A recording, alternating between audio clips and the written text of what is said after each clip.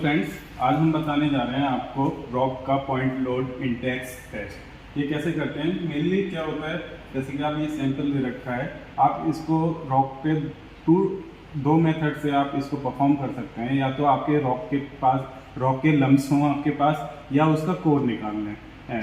तो मेनली ये टेस्ट इसलिए किया जाता है क्योंकि आप यूसीएस इसकी प्रेडिक्ट कर सकें पॉइंट लोड के भी आप पर। एक रॉक में सिर्फ एक मात्र ये टेस्ट है जिसमें उसका एरिया काउंट नहीं करते हैं, सिर्फ एक पर्टिकुलर पॉइंट पर इस पर लोड डालते हैं और उसकी स्ट्रेंथ देखते हैं। तो जैसे कि आप ये देख पा रहे होंगे, इसमें जो इसका सैंपल प्रिपरेशन का जो मेथड है क्या होता है, जो डायमीटर है उसका और जो हाइट का रेशियो होना चाहिए वो 1.5 गुने से ज़्यादा होना चाहिए कोर के लिए। अगर लम्स हैं आपको लम्स के लिए उसका जो हाइट का रेशियो होना चाहिए वो 0.3 से लेके 1 गुना होना चाहिए। और इस टेस्ट को आप दो टाइप से मेथड से वो कर सकते हैं। या तो इसको डायमीटर शेप में रख सकते हैं, जैसे ऐसे सीधा वर्टिकल, और या एक्सियल भी रख सकते हैं, जैसे कि आप ये देख पा रहे होंगे। तो जैसा कि हमारे IS कोड 8764 में दे रखा है, ये जो टेस्ट की जो परफॉर्मेंस ड्यूरेशन होनी चाहिए वो 10 सेकंड से 60 सेकंड के बीच में आपका ब्रेक डाउन हो जाना चाहिए ये सैंपल। जैसे आप देख रहे हैं, अब इसमें जो IS कोड है जिसमें उसमें थोड़ी भी मिस्टेक दे रखी है, जो हम बता देंगे आपको कैसे करनी है, क्या कैलकुलेशन करनी है। तो अब इस पर सिर्फ हमें क्या करना है, हम इसको लगा दिए बिल्कुल सेंटर में, और यहाँ से आप एक्सियल टाइप में, और यहाँ से आप हाइट भी मेजर कर सकते हैं, जैसे ये है। तो हमारी जो इसका डायमीटर है 55 है। और प्लस एक और नोट करने वाली बात है, इसमें IS कोड बोलता है जो आपके कोर का साइज होना चाहिए वो स्टैंडर्ड 50 mm होना चाहिए। अगर 50 mm नहीं है कोर का साइज तो आपको उसमें करेक्शन फैक्टर लगाना होगा।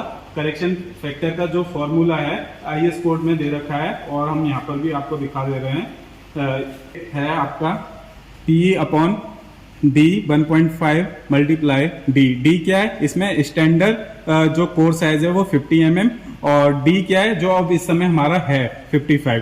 तो 55 1.5 मल्टीप्लाई D 50 कर देंगे। जो रूट है IS कोड में गलत दे रखा है वो आपका D पर लगेगा जो एक्चुअल वाला है, ठीक है। तो अब इसमें हम सिर्फ लोड मेजर कर लेंगे। अब मशीन को स्टार्ट कर देते हैं एंड सेफ्टी गेट बंद कर देते हैं एंड स्टार्ट करते हैं।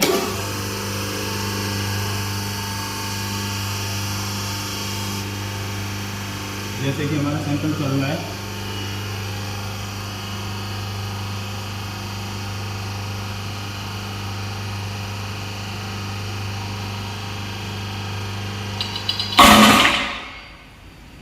जैसे कि हम बता रहे थे आपको, ये टेस्ट 10 से 60 सेकंड के बीच में हो जाना चाहिए परफॉर्म। जैसे कि देख पा रहे हैं आप, बिल्कुल शेप में टूटा हुआ है। तो इसका इस शेप के लिए भी IS कोड में स्पेसिफिकेशन दे रखी है, जैसे कि हम आपको दिखाते हैं IS कोड। जैसे कि हमने आपको पिछली वीडियो में बताया ही था, आप फ्री में IS कोड कैसे डाउनलोड कर सकते हैं, तो आप वहाँ से वीडियो देख सकते हैं। तो ये आपका कुछ शेप दे रखी है हमारे IS कोड में, दिखाते हैं। इस टाइप से आप कर सकते हैं।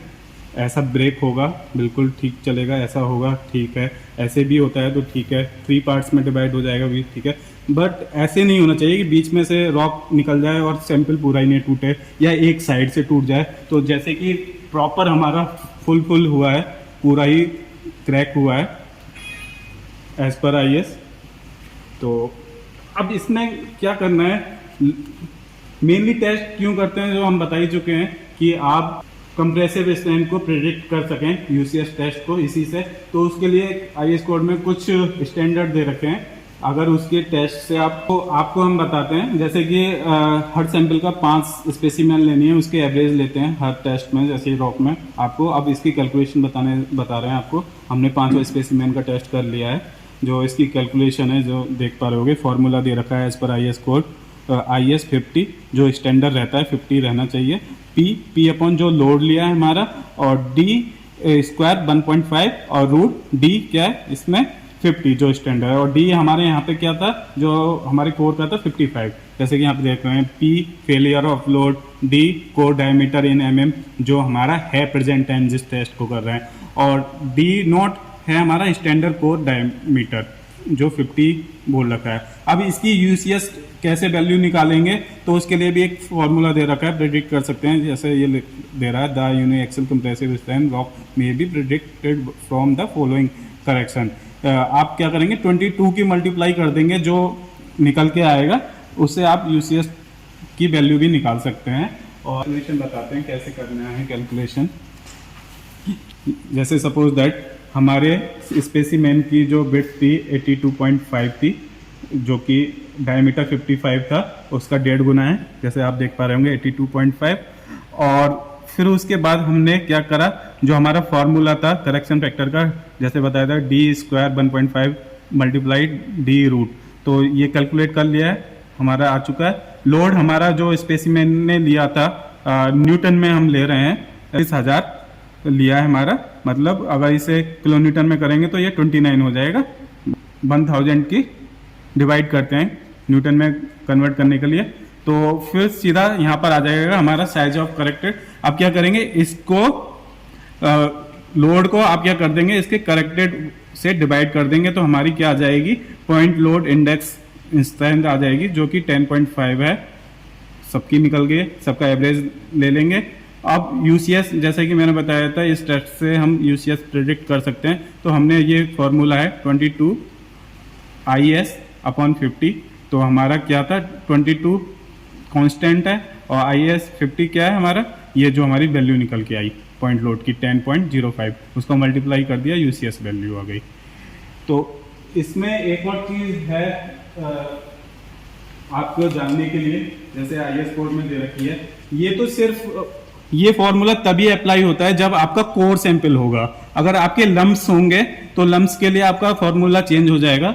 वहां 1.5 रूट था, स्क्वायर था, यहाँ पर क्या हो जाएगा, अगर लम्स हैं तो 0.75 हो जाएगा लम्स में है। और उसकी यूसीएस प्रेडिक्ट करने के लिए वहां हमारे कोर के लिए 22 थी और यहाँ पर 15 हो जाएगी, 15 हो जाएगी। तो इतना अंतर है उसके लिए और लम्स के लिए और कोर सैंपल के लिए। तो आई होप आपको समझ में आया होगा।